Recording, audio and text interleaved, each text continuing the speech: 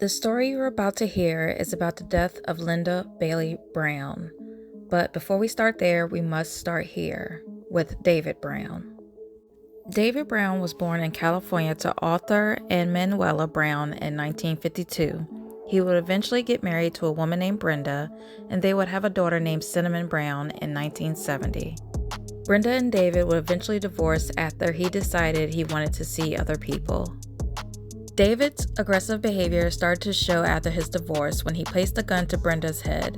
He ultimately decided not to pull the trigger, but did take her to court for full custody of his daughter. Brenda ended up winning. David would then go on to marry a woman named Lori. They also divorced after David met Pam Bailey, who was 15. At this time, David was only 22. This would be the first sign of his infatuation with underage girls.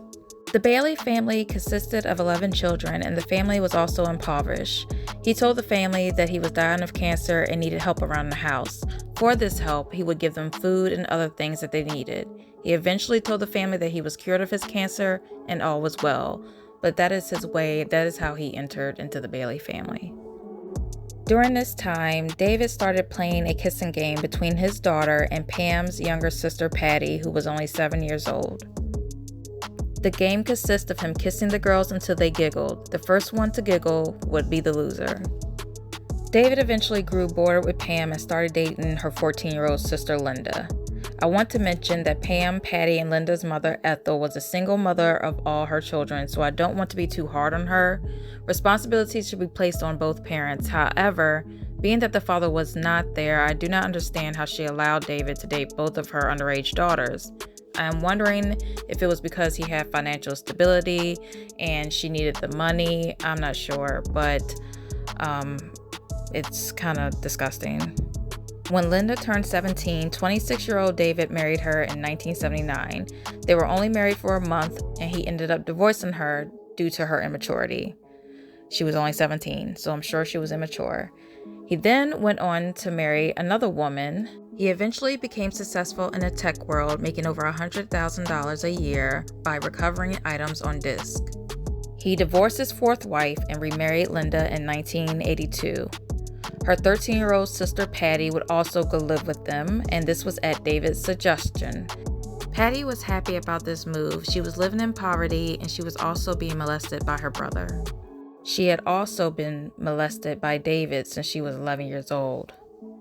Cinnamon was having issues of her own. She was having difficulties with her mother and grew an obsession with speaking to an imaginary friend.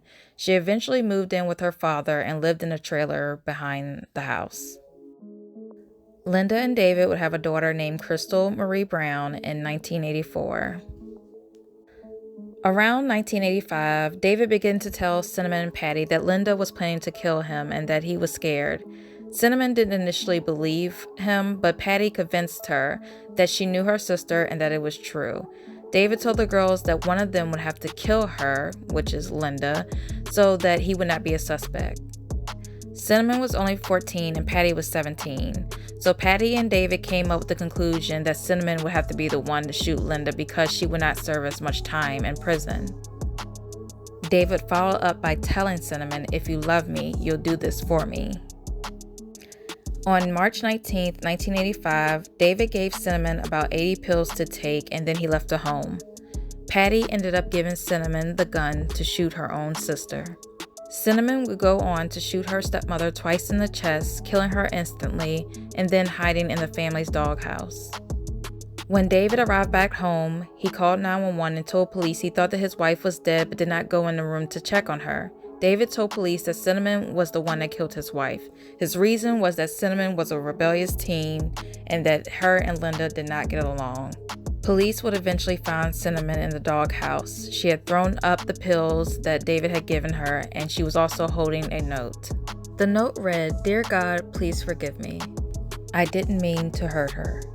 Cinnamon was arrested and charged with the death of Linda. She gave several motives for the reason why she killed Linda, which confused police.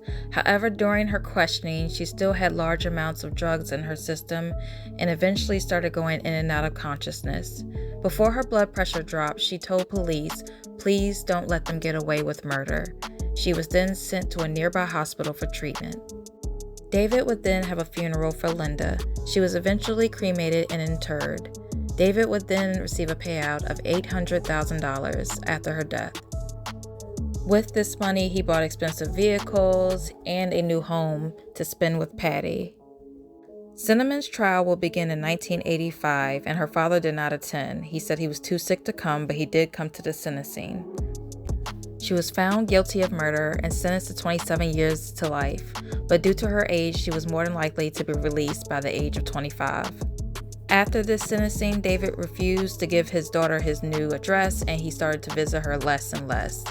David would eventually marry Patty Bailey on July 1st, 1986, and he also started to have an affair with Patty's younger friend, Annie. David and Patty would eventually have a daughter born in 1987 by the name of Heather. Cinnamon would hear about Patty's marriage to her father and Patty's pregnancy from David's father. This upset Cinnamon because her father had not been calling her, had not been coming up there to see her, and she felt like she had been forgotten and left out. She finally decided to confide in an officer at the jail due to her anger. In 1988, Cinnamon would tell the DA that her father set up the murder and that Patty shot Linda. They all had orchestrated this so that David would not die. They all believed that Linda was trying to kill David. The DA decided to have Cinnamon call her father and tell him to come for a visit, all the while having Cinnamon wear a wire with a tape. Why can't you just tell the truth? You can tell the truth if you don't tell the whole truth, okay? Because then we all go to jail. He would also tell Cinnamon that they could blame Patty on the murder, and that would help Cinnamon get out of prison. 2 weeks later, Cinnamon called her father again and asked him to bring Patty. When Cinnamon asked about the night of the murder, Patty and David denied remembering anything, but David did tell Patty to confess, to which Patty said, well, then they might ask, why did Cinnamon take the pills? These conversations were enough evidence to have David and Patty arrested. David eventually admitted to knowing of the plot, but stated he was helpless due to his health. Patty flat out asked for an attorney.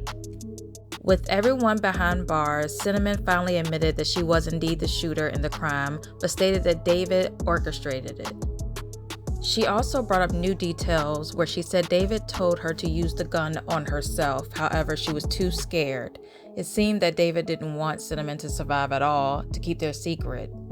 Patty didn't take to jail too well and tried to take her own life. However, she was saved. During David's preliminary hearing, Cinnamon would eventually testify against him, and Patty would do the same. Patty also stated that even though she loved her sister, she loved David more and would do anything for him. This angered David, and he ended up recruiting an inmate to kill Patty, Cinnamon's mother, 2 of Linda's brothers, the prosecutor, and the lead investigator. He offered the hitman $300,000. The inmate would eventually snitch about the plan and eventually partake in a sting operation to take David down. The inmate would have David discuss the situation over the phone, get payments, and then pretend that the deed was done. Hey man, how do we do, huh? Wonderful. Good man. Wonderful, is that all? We got us both, man. You're fantastic. Got them f***ing both. David was charged with more counts of murder, perjury, and solicitation. David's trial began in 1990 and he was sentenced to life in prison. He ended up pleading guilty for murder for hire and sentenced to 6 additional years in prison. Patty pled guilty and was charged as a juvenile because she was 17 at the time of the crime. She was sentenced at the age of 21 and released at the age of 25. Her record was later expunged. After Patty's release, she got married and had twin sons. She also regained custody of her daughter, Heather. Cinnamon would marry twice. Her first husband committed suicide and she ended up later remarrying. These 2 marriages bore her a child each. Cinnamon does not have any contact with Patty or her half-sisters. Linda's daughter, Crystal, is now married and a mother of her own. She also has a YouTube page and I will link it down below.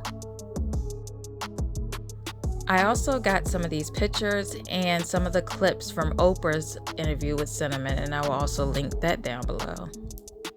David would die in prison in 2014 at the age of 61 due to natural causes. His daughter with Linda, Crystal, holds his ashes.